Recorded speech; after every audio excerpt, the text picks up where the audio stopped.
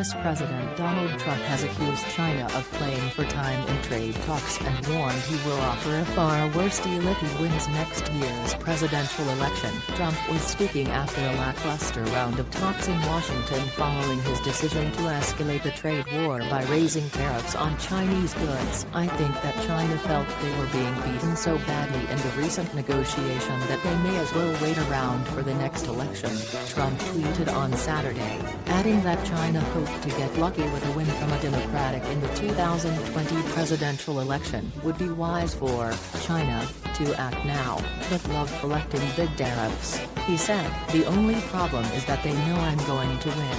Best economy and employment numbers in U.S.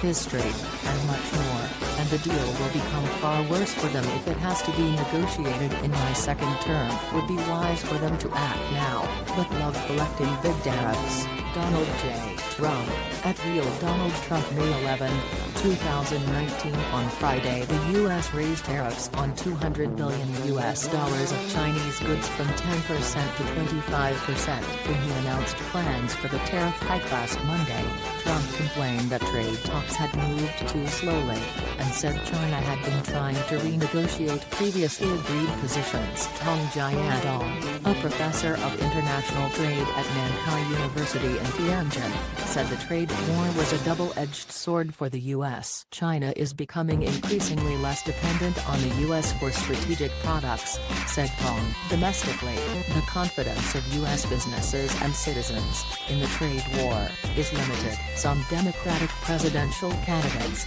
such as former Vice President Joe Biden, have showed a more dovish attitude toward China. Earlier this month, Biden said China was not competition for us. He told a crowd of supporters in Iowa, a key state on the campaign trail, "China is going to eat our lunch.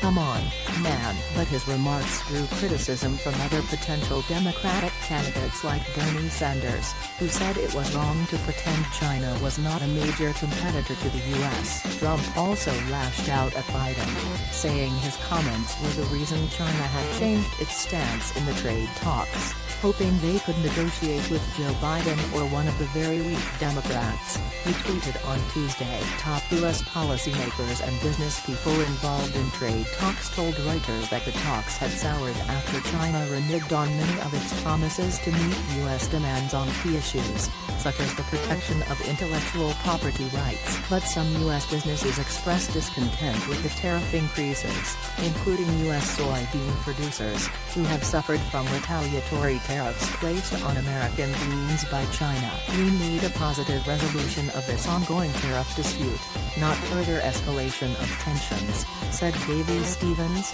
president of the American Soybean Association, said in a statement on Tuesday. Zhang Shixu, professor of international relations at Shanghai University, said, "For Trump, I don't believe the net effect of his comments is 100% positive. The U.S. economy will also suffer from the trade war."